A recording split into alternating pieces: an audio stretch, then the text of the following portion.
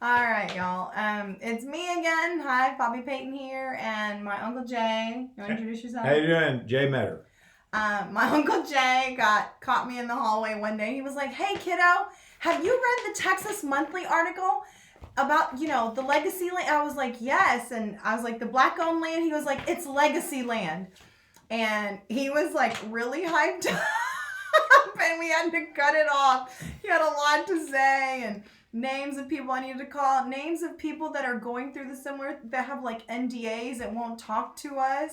And I'm confused how this is still not talked about. This article in Texas Monthly was under news and politics. Sorry, like I print, yeah. November, it came out in November, right around the time that I had the Mr. Simmons case, because we know it's a national problem, but it's literally happening right here in Bryan, Texas. And two of the people that I want to say pioneered or learning how to do this in the process, they're in the article. There's so many details. It's, oh my gosh. Um, they're teaching other people how to do it. Yeah, and I'm gonna be a little bold here and simply say, look, if Curtis Capps or the attorney Bill Youngkin approaches you wanting to buy your property, don't sell it. I mean, not to them. Figure out somebody else to sell it to, because at least the article states, the way the article reads is that they're basically going after this. Now, I'm not going to go there with this because the author of this may be biased in some way, whatever. I've actually talked to some people that know Bill Youngkin. I don't know anybody that knows Curtis Capps, but and supposedly Bill's a pretty good guy. Okay, but here's the thing: just because something is legal, it doesn't necessarily make it ethical. And the difference between capitalism and crony capitalism is in capitalism you're trying to make money and do things to support your family and to create some good things happening, and a lot of times it can create good things for other people. But Zig Ziglar once said you have to learn how to love people and use money. Never confuse those, because when you start loving money and using people, then there's a problem there. So I'm not going to sit here and say that these guys are bad people, because this article could possibly be skewed. But here's what I do want to do: I want to look at all you folks that have legacy land, and I want to tell y'all that you need to get your people together and hire an attorney Please. that understands how to deal with deeds, and get your stuff in order so that somebody like these two cannot come for your property. Because if your deeds are off, or you've got all these heirs out there that somebody owns a small piece of this or whatever, that is a product of piranhas. Okay, and what I just want to make sure you do is get your house in order. One attorney that I know personally, and I think he used to work for a title company, is Travis Norman. Okay, look him up. He's local. I know people think attorneys are expensive, but when I've called, I mean, I think the highest, like $400, right? Like $150, or they'll do like a free consultation, like a free meeting, like a phone call is free, Right. like just to talk to them, call, try, and ask. they'll talk to you and give you a quote on what they think it's going to cost. Now, if it's a lot of digging, then they're probably going to have to hire somebody. And Travis and I both know somebody that does the extra digging in terms of that. A good what we used to refer to as landman, but in other words, he can go to the courtrooms, or not courtrooms but courthouses, and start digging into that, and then point it out and sort of get that stuff figured out for you. And it's going to cost extra money. But You're like, I think I had a grandpa that owned some land like in Milliken, right? I'm not sure. I don't know where to start. call and find out, and they'll find out for you, right? And then they'll get it. So because somebody who does know is working on the other side, and it's like, oh, I know their grandpa did, so I'm gonna go straight there and I'm gonna figure it out. I'm like, oh yeah, I can buy. You're not gonna be able to build on that. That's false. You could probably still build on it, or you might get the other part for close to nothing, but they're not going to tell you that, right?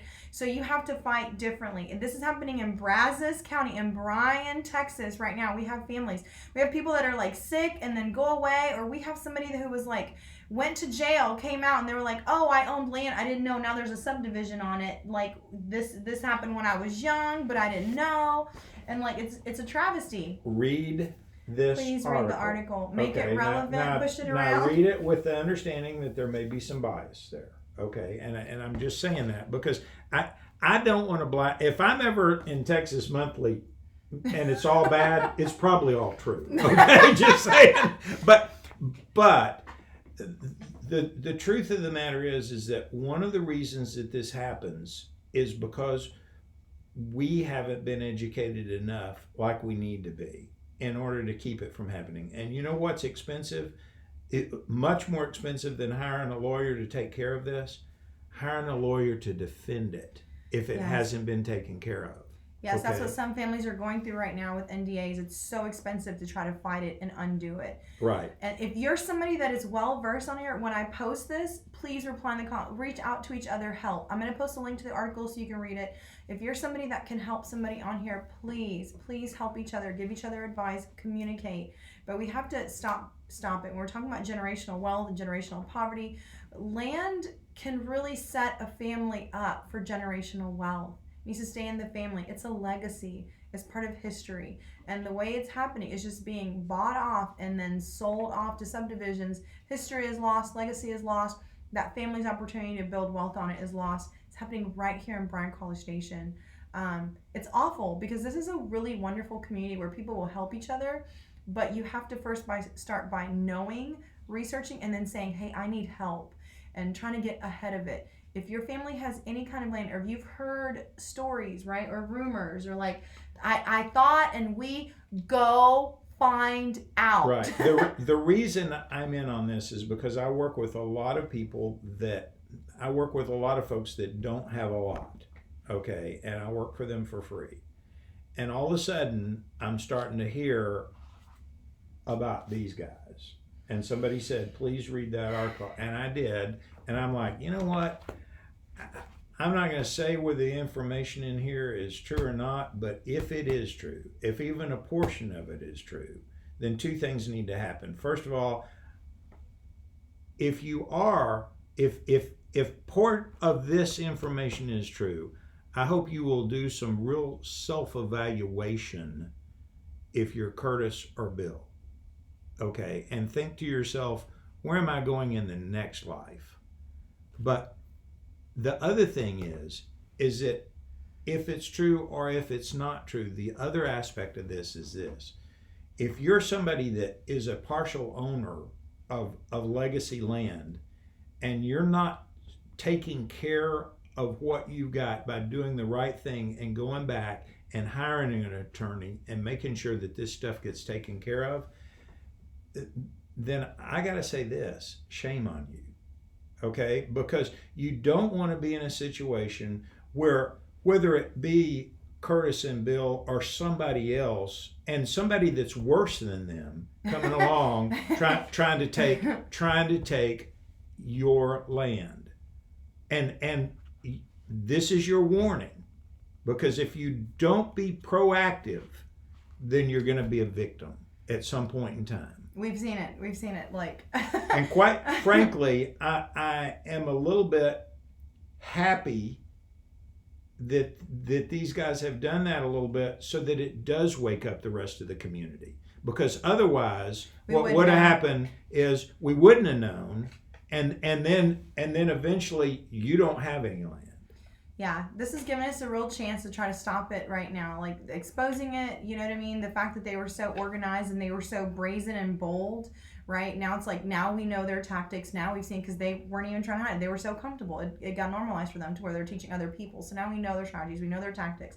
Now we can get in front of it and we can try to, and if you're somebody who is helping them, stop. If you're somebody helping these people take legacy land, stop. Searching your soul too. Like, my goodness, you know it's wrong. If you have the knowledge to help people who can't help themselves, do the right thing and help them, right? Like, sometimes you just don't know because you don't know. That doesn't mean that you don't deserve to know. If you know about it and you have the knowledge to help somebody who doesn't know any better, then it's your responsibility to help. You're there. You were put there for a reason, not to avoid it and not to let bad people do bad things to people who just don't know. Help, right? At the very least, don't help those trying to do bad, because now we just allowed it. We've normalized it. So that's all I have, Uncle Jay. Is that all you have? That's all I got. I'll put all the links, all the numbers in this post, and I hope this helps. Please do not forget what came out in Texas Monthly. Do not forget what happened to Mr. Simmons in the fall. We can't let this continue to happen. We have to stop it now, truly. All right? Bye. Y'all have a blessed day. Bye.